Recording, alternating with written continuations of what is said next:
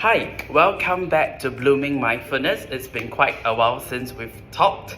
So today I want to talk a little bit about semihydo. Recently, some people has been saying that, or I have heard that people saying that, hey, semihydo is not great for everything, and some people might even say that it's only great for anthuriums and maybe not philodendrons. It's great for allocations, but not great for monsteras. Today, I would like to tell you that seeing is believing. According to my experience, that is absolutely untrue. Semihydo is an excellent media for actually bringing out the best in your monsteras.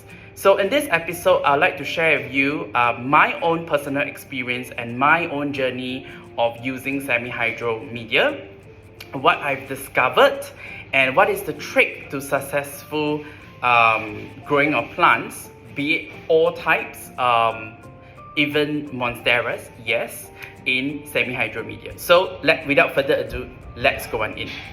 So first, I would like to share with you that my journey has been a transitional one. With semihydo, I first started off with something known as pon, P-O-N, Letuza pon, and then after that I went on to this China mix kind of mix, and then we have like Sarah mix as well as some other mixes, semihydo mixes by growers of all types, and they actually create their own. And inside this, you will always find things like perlite, lava stones, and an assortment types of stones, and some cocoa chips. Now, I would like to tell you that these are not the best. I have tried so many, and those who know me knows that I've already recommended what is the best, and it's actually popcorn leca. So why not leca? Now, leca balls are actually very round. So when they're really round, they tend to leave too many air spaces between the round balls, and sometimes I find that it's not good, and it can actually it doesn't help with that plant growth that you want, and it may not wick up enough water. So when it comes to semihydo, I would like to break it down into three things. Firstly, less is more.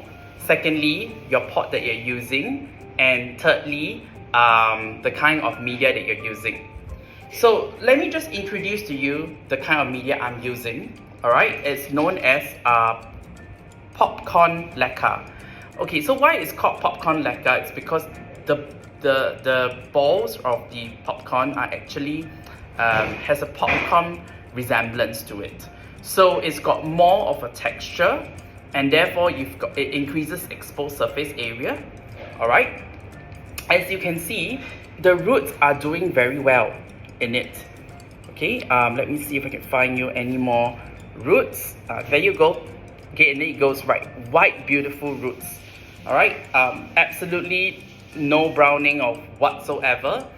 This monstera has been in it, this media, for about 2 weeks. So these are all new roots that have grown from it. 2 weeks. That's all it takes. Now, why is this media so wonderful? Is that it really gives that kind of aeration that it needs, while providing enough wicking power, right? Because it's got more exposed surface area in contact with one another, combined with this pot. So remember, I said less is more. Now, the important thing to note about it is that in semihydo, it is extremely important not to overwater. And a lot of people got it wrong, is by they soak their plants in a lot of water with no aeration. So the next thing I want to come down to is really aeration. So you see over here, this pot that I'm using is really inexpensive.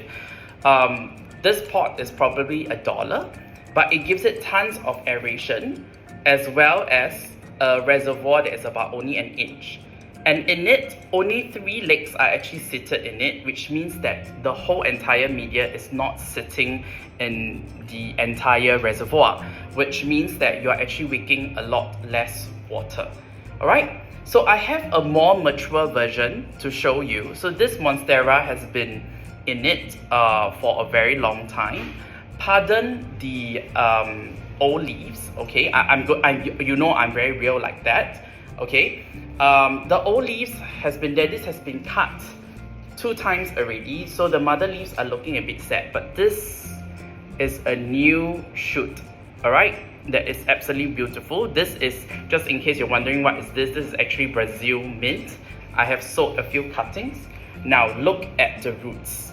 So this has been in it for about a good 2 to 3 months, right? This was a top cutting.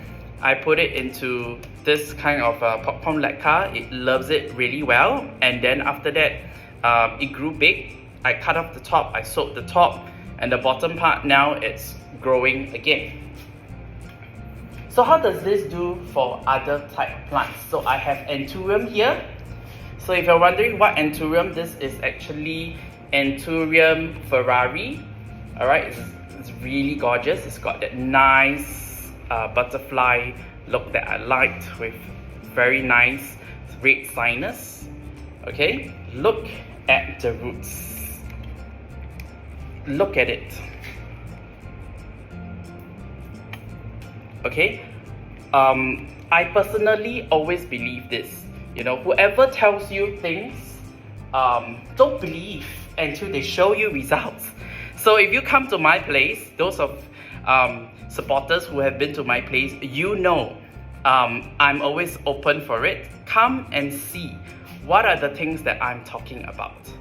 Alright, so I'm going to bring you around and I'm going to show you what other plants I've successfully grown in this wonderful popcorn leca. Alright, just to let you know, all these beautiful plants that you see, this is Monstera white snow. Okay, look at it. Just look at how beautiful the fenestrations are. Okay, these are all grown in semi-hydro, but this is one of the earlier days. So let me tell you about Monsteras. They really don't do well with a very wet feet, especially anything that's got to do with Tycon, a relative of Tycon. So in the beginning, I realized that when I was doing semi-hydro, it was too wet. It was really too wet. Anything without aeration, you're just asking for root rot. So what I did over here was to actually use a combination of semi-hydro. These are all stones, perlites, and leca. All right, and I put this in a pot that has got tons of holes in it, so it can be a netted pot like these. Okay, and then I just make sure that I fill only up to about a cm deep of water twice a week. That's about it. I kid you not. So less is more is what I meant by that. And if people tell you that, hey, you know, you cannot pull up a deliciosa, nope, seeing is believing. So I have pulled up my deliciosa and it's absolutely happy. All right, so this over here is my platinum. Same thing, semi-hydro, my first generation of pond, which, you know, when I upsize, I will eventually change out to leca because it is looking very dirty, but the roots are fantastic. It is in semi-hydro. I only water it from the bottom. I never do top watering. And of course, my very nice creme brulee. So on the topic of creme brulee, I just like to share. In the market now, there are huge creme brulees out for sale. But you know what? It is what it is. When it's of a low quality, you know, because one look you can't even tell, is it a normal Tycon or is it a creme brulee? But just take a look at these. All right, this is the newest leaf. This one over here is the newest leaf. I'm gonna just zoom in and let you admire this. Is this in semi-hydro? Absolutely, there you go. So whoever said that semi-hydro doesn't work for Monsteras, well, here I am showing you it does work. Banana tree, semi-hydro. Everything else that you see here, all semi-hydro. So even this mint that I have sold off recently, the top cut, it has pushed up this beautiful leaf from the new shoot. It's also in semi-hydro. Look at how small the pot is. It's actually really, really, really huge. I'm gonna have to repot this into my leca later on. Okay? Marilyn, take a look at it. When I got it, it was a sad plant. I rescued it, put it into my netted pot with my popcorn leca, put it in sitting in 1 inch of water. It is dried now because watering day was over, but usually I just water 1 inch. Look at it, no fuss whatsoever. Okay, and then what else do we have here? Yeah, pretty much everything that you see here, they are all in semihydo, including my chai pans. Look at it, look at the latest leaf. It's really gorgeous. It's in sitting in my leca. You can see the roots growing it right into it. Okay, and once the root grows into it, it's perfectly fine. The important thing is you never try to soak the roots in water right away. Alright, so all this is in leca. Everything. So right here, I brought you to another area of my house. This is Monstera Chiang Mai. The new leaf is coming out. When I got this, it was just 2 leaves. How did I grow it? In my first generation pond mixed with leca, in a netted pot seated in a 1 cm deep dish. I'll just add water to the bottom and voila, that's it, with a Sensi grow light. Okay, if you love caramel marble and you wonder, hey, you know, does it work with semihydo? For those who say philodendrons you can't do it, well, here you go. Okay, this is a philodendron. It is in semihydo. Absolutely no problem. All the leaves are looking absolutely fantastic. And then we have one of my favorite, the Tomatophyllum Angela. Look at it. This is the newest leaf. All right, is it in semihydo? Yes, and this is in a special type of semihydo known as stratum. So I usually use stratum for new plants that I just imported, that are looking a little bit sad and or they're very expensive, like this Tomatophyllum. I just want it to have that little bit of insurance. Look at it. This is actually a very nice anthurium. All right. I mean, come on, look at the roots. Is it semihydo? Absolutely. And of course, over here, how can I not forget the legacy? Everybody is raging about the legacy. So these legacies, or rather legacies, are known to be very tricky. They tend to root rot very easily. This is my second pot of legacy. The story behind it was that I actually bought it and then I dumped it into the generation 1 pond leca kind of combination. Oh, it wasn't happy at all. It started to rot. But this time round, I'm a little bit more experienced.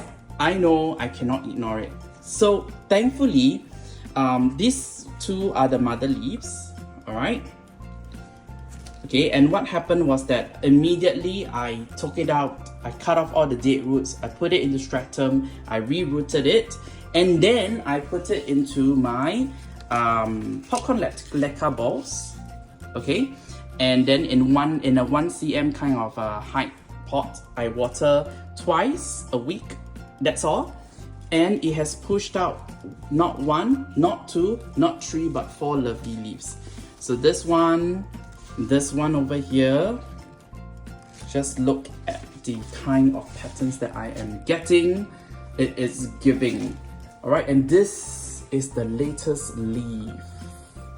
Okay, so this one, the colors have not completely burnt in, but you definitely can see the kind of character that we are looking for in a legacy. So I'm just going to turn around and to show you a little bit more. So it's so happy the roots are still growing out.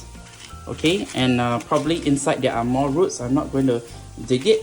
All right, but it's very happy here in semihydo. All right, so this is popcorn leca that I'm talking about. The kind of look that it has is like a popcorn structure. So what I do is I wash it and I let it dry, and then it's ready to be used. It's very easy, it's very clean. Alright, and then what I do is I just clean out the roots of my plants, pop it in, and that's it.